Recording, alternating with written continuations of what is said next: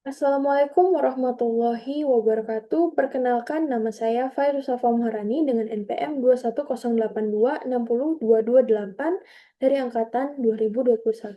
Pada kesempatan kali ini saya akan eh, mempresentasikan guna untuk tugas pada blok hematoimunologi di sini dengan materi sistemik lupus erythematosus.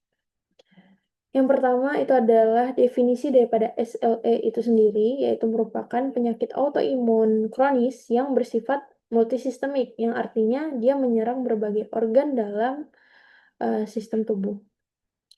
Ditandai dengan adanya produksi autoantibodi yang menyerang jaringan tubuh sendiri, bukan patogen. Insidensinya itu lebih banyak pada wanita yang usia produktif, terutama pada usia 15 sampai dengan 45 tahun. Untuk etiologi daripada SLE ini sendiri sebenarnya idiopatik, tetapi melibatkan interaksi antara faktor genetik dan lingkungan. Nah, untuk faktor genetik itu adanya predisposisi genetik seperti human leukocyte antigen dan gen pengatur sitokin. Untuk faktor lingkungan seperti adanya paparan sinar UV, infeksi virus tertentu, contohnya seperti Epstein-Barr virus, dan penggunaan obat-obatan tertentu bisa memicu SLE ini sendiri. Lalu ada interaksi genetik dan lingkungan, yaitu interaksi kompleks antara kedua faktor ini yang memicu reaksi autoimun abnormal yang menyebabkan timbulnya penyakit ini. Selanjutnya adalah patofisiologi SLE. Yang pertama itu adanya kegagalan toleransi imun, di mana sistem imun tidak bisa membedakan yang mana dirinya dan yang non-dirinya. Nah, terjadi produksi autoantibodi terhadap nukleosel dan terbentuklah kompleks imun dan terdeposit di berbagai jaringan tubuh. Nah, karenanya itu terjadi aktivasi sistem komplement yang meningkatkan reaksi inflamasi. Akibatnya terjadi kerusakan jaringan dan organ karena peradangan kronis dan respon imun yang berlebihan. Untuk klasifikasi SLE itu terbagi menjadi dua, ada ACR dan EULAR. Untuk ACR ini dari American College of Rheumatology dan EULAR ada European League Against Rheumatism, yang termasuk evaluasi terhadap manifestasi organ yang terlibat dan keberadaan autoantibodi. Untuk manifestasi klinis SLE, karena SLE ini dapat menyerang hampir semua sistem tubuh, jadi manifestasi SLE ini pun dia bervariasi tergantung individu. Yang pertama, yang paling uh, general, yang paling banyak ataupun khas daripada SLE itu biasanya ada ruam di kulit, yaitu disebut juga dengan butterfly rash. Lalu ada fotosensitivitas, dan adanya ulkus mukosa, terutama di mulut. Nah, untuk di sendi, itu bisa terjadi artritis non-erosif pada sendi kecil yang disertai dengan nyeri dan bengkak. Dan pada SLE, biasanya pasien juga bisa menderita nefritis lupus ataupun radang ginjal yang merupakan komplikasi serius dan bisa menyebabkan gagal ginjal. Lalu di paru-paru bisa terjadi peradangan pleura ataupun pleuritis, pneumonitis, dan pada sistem saraf pusat biasanya terjadi encephalopati, kejang, gangguan kognitif, depresi. Untuk hematologi itu bisa terjadi anemia, trombositopeni, leukopeni akibat antibodi yang menyerang sel darah. Lalu ada jantung, bisa terjadi perikarditis, miokarditis, dan peningkatan resiko penyakit jantung.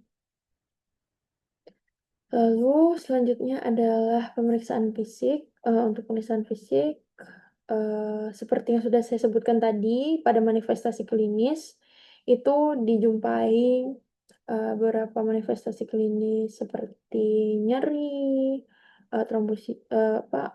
ruam pada kulit, lalu nyeri dan bengkak pada sendi, dan lain-lain. Pada pemeriksaan penunjang, Yang dapat dilakukan pertama itu adalah tes darah berupa CBC ataupun darah lengkap untuk melihat apakah, pasien ada anemia, leukopenia, trombositopeni. Lalu bisa juga kita lakukan pemeriksaan fungsi hati ataupun ginjal. Untuk tes imunologi bisa kita lakukan, yaitu ANA, anti-nuclear antibody, ya, yang sebagai marker autoimun yang paling sering, positif pada SLE, lalu ada anti-dsDNA, anti-SM, lalu ada anti-fosfolipid yang lebih, spesifik untuk lupus. Lalu ada biopsi, ginjal yang dilakukan jikalau kita curiga adanya nefritis, lupus.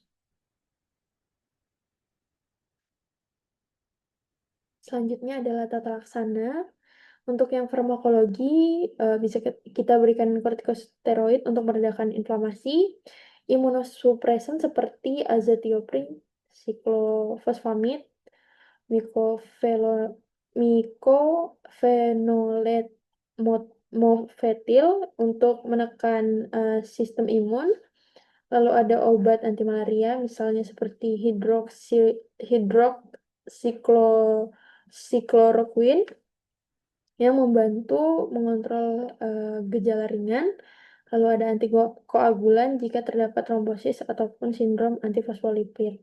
Untuk tata laksana non-farmakologi yang harus kita, lakukan pada pasien SLE yaitu modifikasi gaya hidup, seperti menghindari paparan sinar matahari, menggunakan sunscreen, pakaian pelindung, lalu terapi suportif seperti dukungan psikososial, pengelolaan nyeri, dan fisioterapi jika diperlukan.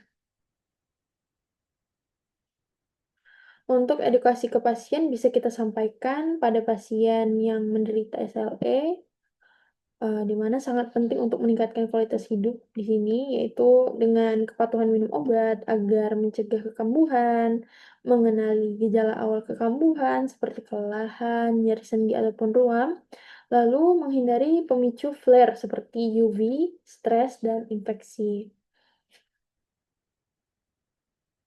Untuk prognosis dari SLE ini sendiri, dia ini merupakan penyakit kronis yang bersifat relapse remisi, yaitu bisa, eee, tenang lalu kambuh. Untuk prognosisnya itu sangat bervariasi tergantung pada organ yang terlibat dan respon terhadap terapi. Dengan, pengobatan yang tepat, pasien dapat hidup normal dan produktif.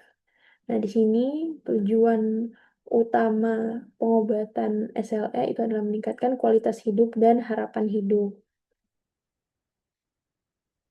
Berikut merupakan daftar pustaka, referensi yang saya gunakan untuk, materi SLE ini.